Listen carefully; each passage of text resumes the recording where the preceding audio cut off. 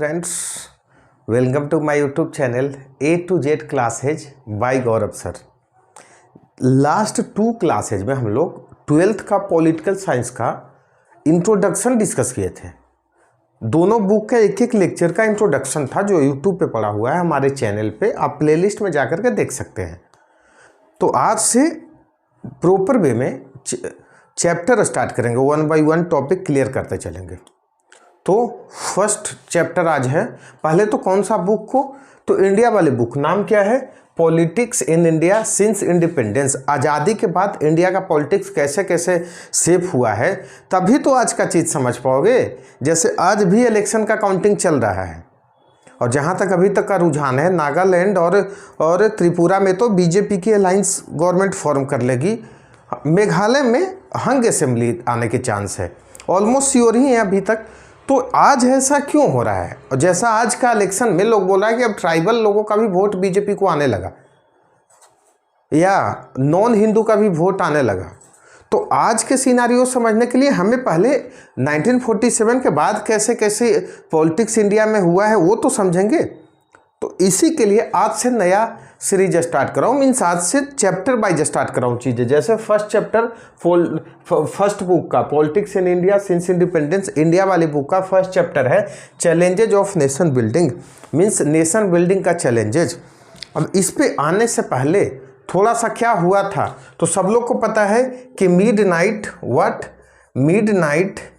14th-15th अगस्त को, जैसे हमने 1947 15th अगस्त को इंडिपेंडेंस गेन किया 15th अगस्त को, तो 14th अगस्त को ही मिडनाइट में हमारे उस समय कॉन्स्टिट्यूशनल असेंबली था, मीन्स स्पेशल सेशन बुलाया गया। किसका स्पेशल सेशन बुलाया गया?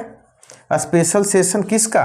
तो आज जैसा लोकसभा या राज्यसभा तो था ही नहीं, कॉन्स्टिट्यूशनल असेंबली था। क्या? कॉन्स्टिट्यूशनल असेंबली मीन्स वैसा असेंबली जो कॉन्स्टिट्यूशन बना रहा था। कॉन्स्टिट्यूशन बनाने का काम इसी असेंबली को था, यहीं पे डिबेट डिस्कशन सारे होता था।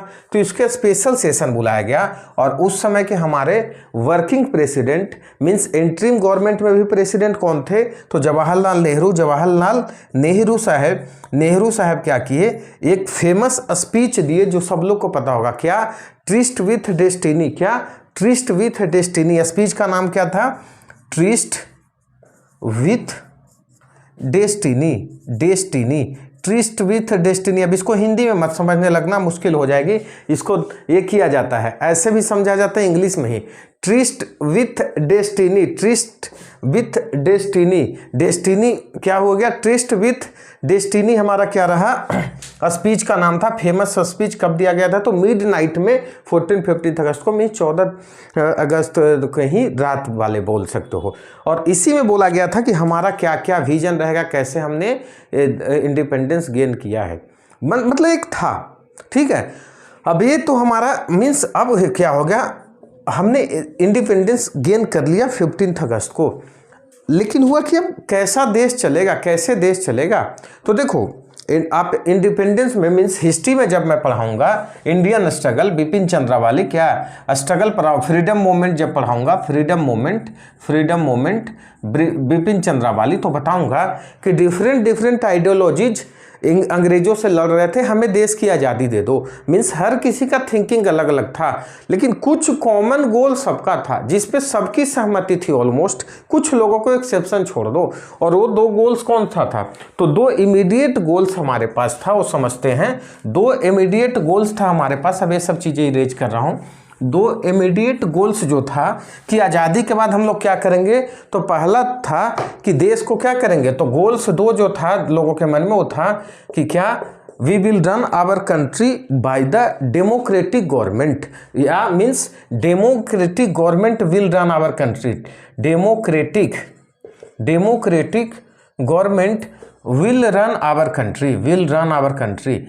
मीन्स ऐसा नहीं है कि कोई भी उठ खड़ा हुआ और देश का प्राइम मिनिस्टर बन गया या प्रेसिडेंट बन गया।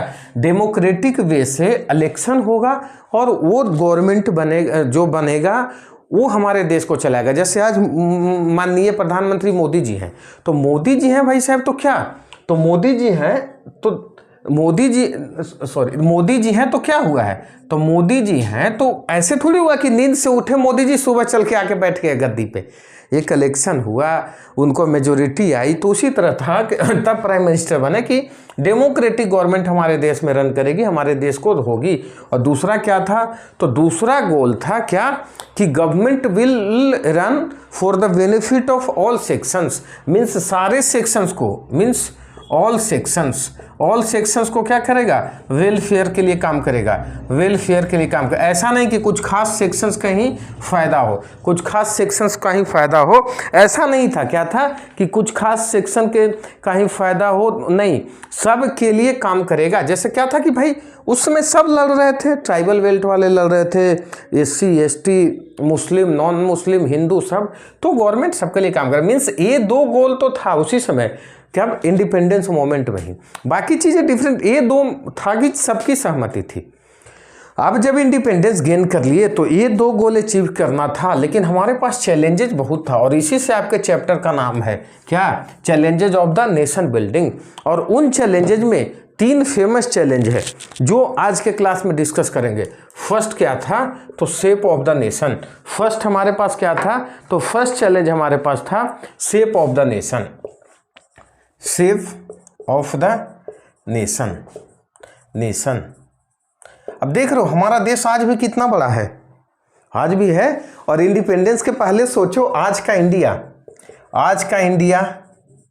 प्लस आज का बांग्लादेश प्लस आज का पाकिस्तान, इतना बड़ा देश था। मतलब सोचो कितना, एक कॉन्टिनेंट अपने आप में हो जाएगा ना, महाद्वीप। तो लोग, और इसमें भी समझ सकते हो, different caste, different religion, different languages, different types of worships, सब चीज़ बोल सकते, डिफरेंट एथनिसिटी मीन्स कह सकते हो कि हमारे देश में डाइवर्सिटी बहुत ज़्यादा था। एक तरफ कहा नॉर्थ ईस्ट वालों को बिल्कुल अलग वेशभूषा, खान पीना, साउथ वाले को अलग, हम लोग नॉर्थ इंडिया वाले को अलग, वेस्टर्न इंडिया का अलग, ईस्टर्न इंडिया का अलग। तो इतनी डाइवर्सिटी थी। तो पहले लोग मजाक में बोलते भी थे कि यार इंडिपेंडेंस ले भी लोगो, मतलब विदेशी लोग, तो क्या देश को यूनाइट रख पाओगे, कैसे रख पाओगे, इतना बड़ा तो तेरा देश है, कैसे रख पाओगे देश को यूनाइट। तो पहला चैलेंज तो यही था कि भाई इंडिपेंडेंस तो हम गेन कर लिए, और इन लोगों की जो मजाक उड़ाते थे उनकी बातों की बल कब मिली, जब 1947 में क्या हो गया, देश का क्या हो गया, पार्टीशन हो गया। मीन्स एक बना पाकिस्तान और दूसरा बना इंडिया। और समस्या, लोगों को डर होगा ना कि एक बार तो हम बट गए, क्या अगला बार फिर से रिलीजन या एरिया बेसिस पे तो नहीं बढ़ जाएंगे, धर्म या क्षेत्र के बेसिस पे, भाषा के बेसिस पे। तो सबसे बड़ी समस्या यही था क्या, शेप ऑफ द नेशन को शेप कैसे दे, कैसे जो आज का इंडिया है उसे बनाए, कैसे बनाए, ये समस्या था। और ये भी डर था ही, डर बन ही गया था, 2 बार बट गए थे।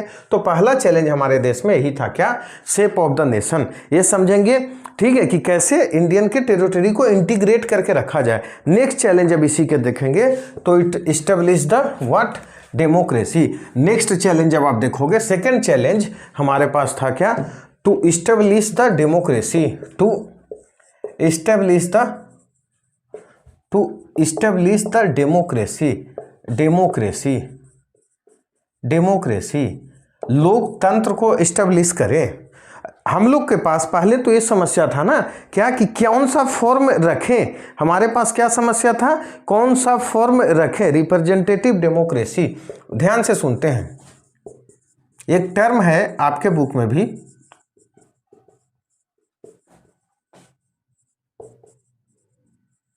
जैसे अब याद करो, जो देश इतने दिन तक गुलामी सहा हो, ठीक है ना, गुलामी सहा हो, इंग्लिशमैन का, उसके पहले मान लो मुगल आ गए, उसके पहले तुर्क आ गए।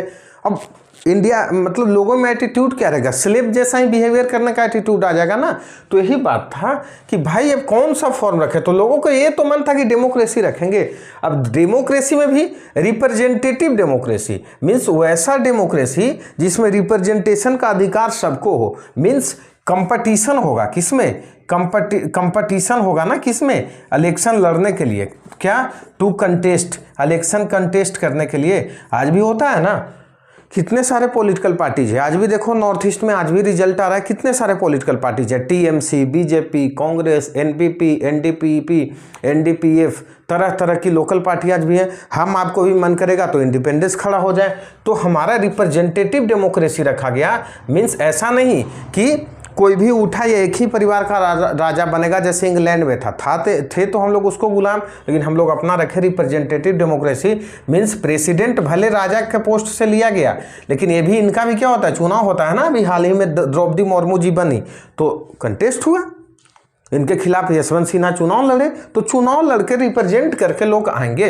अच्छा, ये भी था कि भाई लॉग कैसे एटीट्यूड में, अब मान लो कॉन्स्टिट्यूशन में लिख दिया जाए, तो क्या कॉन्स्टिट्यूशन में लिख लेने से लोग इतना दिन के गुलामी भूल जाएंगे, सब लोग आएंगे वोट करने? तो नहीं, दूसरा चैलेंज ये था कि लोगों के मन में ही डाल लो कि अब वोट देने का अधिकार आपको है, अब जा करके क्या करें, चुनाव लड़ें। तो सेकंड चैलेंज हम लोग को यही था कि डेमोक्रेसी केवल कॉन्स्टिट्यूशन में न लिखा जाए, उसको लोगों के मन में लाओ। क्या करो, लोगों के मन में लाओ ताकि वो चुनाव में भाग लें, वोटिंग करें, चुनाव लड़ें, और तब हमारे देश में क्या हो, डेमोक्रेसी एस्टेब्लिश हो। थर्ड चैलेंजेज आपको था कि क्या करें, तो करें to ensure development and well beings of entire society. Third challenge वही था to ensure development and well beings of entire society. वही कि भाई एक तो डेमोक्रेटिक गवर्नमेंट बना है, तो गवर्नमेंट बना लिए तो ऐसा मत करो क्या कि कुछ ही लोगों का विकास हो। जैसे भीमराव अंबेडकर का आइडियोलॉजी ये था कि भाई इंग्लिश मैन जाएंगे और फिर फॉरवर्ड लोग, मीन्स आजकल 100 कास्ट ऊंचे जात के लोग सरकार बना लेंगे, तो जो SC ST दलित समुदाय के लोग हैं वो तो उसी तरह गुलाम ही रह जाएंगे। उनकी डर भी अपने जगह ठीक ही ठाक थी कुछ हद तक। तो वो तो कहते थे कि भाई आज़ादी से अच्छा कि ऐसा आज़ादी ना मिले, अंग्रेज लोग ही का ही हम गुलाम हो। अब आते हैं तो देखो, वेल बीइंग सबका हो, इंटायर सोसाइटी, मीन्स ऐसा कोई पॉलिसी फॉर्म हो जो सारे सेक्शन का इकोनॉमिक डेवलपमेंट हो सारे सेक्शन का। और इसी के लिए किया भी गया है आगे, जैसे समझा देता हूँ। क्या 5 ईयर प्लान क्या था, यही तो था। क्या था 5 ईयर प्लान? क्योंकि सारे सोसाइटी का हम क्या करें, डेवलपमेंट कर सके, और खास करके जो पीछे छूट गए हैं उनको स्पेशल फोकस किया जाए, उनको क्या किया जाए, स्पेशल फोकस किया जाए, जिससे क्या हो जाए, इनकी क्या हो, ये कभी भी मेन स्ट्रीम से, मुख्य धारा से पीछे न छूटे। तो अभी तक क्या डिस्कस किए, एक बार रिवीजन कर लो। तो फर्स्ट क्या, पहले हमने स्टार्ट किया है कि हम लोग 1947 15 अगस्त को क्या किए, इंडिपेंडेंस गेन किए। तो इस आज़ादी के पूर्व संध्या पे, मीन्स 15 अगस्त के मिडनाइट को, आधी रात को, मिडनाइट को क्या हुआ, हमारे उस समय के एक्टिंग प्राइम मिनिस्टर ही बोल सकते हो क्योंकि इलेक्शन तो हुआ नहीं था, तो प्राइम मिनिस्टर जवाहरलाल नेहरू एक फेमस स्पीच दिए, ट्रिस्ट विथ डेस्टिनी, आज़ादी के शुभ संध्या पे। और उसके बाद हम लोग आज़ाद डिक्लेयर हो गए। लेकिन हमारे पास इन स्ट्रगल मोमेंट में ही 2 गोल तो एकदम फिक्स था, क्या कि डेमोक्रेसी रखेंगे, means country will be run by democratically elected government, and second था कि गुड फॉर ऑल, मीन्स ऐसी गवर्नमेंट बनेगी जो सबको वेलबींग्स पे काम करेगी, ऐसा नहीं कि कुछ सेक्शंस का। ये 2 गोल था। तो जब आज़ादी गेन कर लिए तो हमारे पास चैलेंजेस क्या क्या है, तो मेरे पास मेन 3 चैलेंजेस था हमारे पास। फर्स्ट चैलेंज था टू शेप द नेशन, बताया कि इतने सारे डाइवर्सिटी, आज भी बोलते हो ना, यूनिटी इन डाइवर्सिटी, इतना बड़ा देश, इतने सारे लैंग्वेज, इतने सारा धर्म को एक देश के रूप में इंटीग्रेट करना मुश्किल काम था। लोग मजाक उड़ाते थे, कैसे एक साथ देश बना सकते हो। और दूसरा चैलेंज क्या रहा, तो दूसरा चैलेंज था establish the democracy, means democratic values को लोगों के मन में लाना, वैसा एटीट्यूड लाना। आज होता है ना कि हमारे देश में चुने हुए नेता ही, भले 1000 आरोप नेता पे लगा दो, वही सुपीरियर माने जाते हैं, क्यों ना फौज आकर के कब्जा कर लेती है। पाकिस्तान में तो हमेशा तख्तापलट हो जाता है, म्यांमार में हो जाता है, नेपाल में देखो हमेशा कॉन्स्टिट्यूशनल क्राइसिस, क्योंकि हमारे देश के लोगों के अंदर एक टेंडेंसी डेवलप हो चुकी है कि जिसको भाई जब जनता ने चुन लिया वही राजा है। राजा नहीं मतलब वही जनसेवक ही बोलते हैं, नेता। अब तीसरा हमारे पास था well beings of every each and every society, means हर किसी का अच्छा काम करो, हर किसी के लिए अच्छा काम करो, ऐसा पॉलिसी बनाओ, ठीक है। और इसके लिए हुआ भी था, जैसे इसके लिए सोचोगे भी तो फंडामेंटल राइट्स भी मिला है, डीपीएसपी में भी ऐसा बात है कि सबका काम करो, और कॉन्स्टिट्यूट प्लस में और क्या हुआ, प्लस में 5 ईयर प्लान भी फॉर्मुलेट किया जाता था। अब देखो ये 3 चैलेंजेस के बारे में अब क्या है कि फर्स्ट जो चैलेंज है means shape of the nation, उसके बारे में तो हम इसी चैप्टर में डिस्कस करेंगे। मीन्स चैप्टर फर्स्ट में ही हम डिस्कस करेंगे क्या, शेप ऑफ द नेशन बनाने में हमारे पास मुश्किल क्या क्या आया, जो कमिंग चैप्टर्स में बताऊंगा। 2-3 लेक्चर लगेगा, बताऊंगा कि क्या क्या मुश्किल आया। जैसे हमारा लैंग्वेज बेसिस पे स्टेट का डिमांड होता था, कुछ प्रिंसली स्टेट मिलना ही नहीं चाहते थे, तो इंडिया बनेगा कैसे, तो ये सब चैलेंजेज आया। सेकंड चैप्टर में बताऊंगा, जैसे था ना टू इस्टेब्लिश द डेमोक्रेसी, भाई डेमोक्रेसी को कैसे इस्टेब्लिश करोगे क्या। सेकंड चैप्टर जैसे आपका देखना बुक में नाम भी है क्या, era of one party dominance. अच्छा एक ही पार्टी मान लो कांग्रेस रहेगी ही, तो ये क्या रियल डेमोक्रेसी हुई थी क्या, नहीं होती ना। तो सेकंड चैप्टर में मैं बताऊंगा वही वाला सेकंड चैप्टर चैलेंजेस कैसे कैसे रहा, कौन सा, to establish the democracy means democracy establish करने में चैलेंज क्या क्या रहा, वो सेकंड चैप्टर में डिस्कस करेंगे। एंड थर्ड चैप्टर आपका है पॉलिटिक्स ऑफ प्लान डेवलपमेंट। अब अच्छा ये बताओ, प्लान डेवलपमेंट बताया, तो अभी थर्ड हमारे पास चैलेंजेस क्या था, well beings of all, means plan करके ऐसा प्लान बनाओ डेवलपमेंट का जो सबको वेल बींग्स करे, सबको अच्छा करे। मीन्स स्टार्टिंग 3 चैप्टर्स यहाँ पे है हमारे 3 चैलेंजेस से रिलेटेड। फर्स्ट चैप्टर में डिस्कस करेंगे शेप बनाने में, नेशन बनाने में कितना मुश्किल लगा, कैसे कैसे हुआ। सेकंड फिर से बता रहा हूँ, डेमोक्रेसी एस्टेब्लिश करने में कितनी दिक्कत हुई, एक ही पार्टी तो थी ही देश में कांग्रेस, तो डेमोक्रेसी बोलते कैसे। थर्ड बताएंगे कैसे कैसे वेल बींग्स करने में, सबको डेवलपमेंट करने में क्या क्या चैलेंज आया और गवर्नमेंट ने क्या कोशिश किया। तो आज का लेक्चर यहीं तक रखते हैं। आज बस क्या बताया हूँ, 3 चैलेंजेज ऑफ द नेशन। तो फिर से सेम रिक्वेस्ट, मेहनत लगती है, लाइक सब्सक्राइब एंड शेयर करते रहें। Thank you.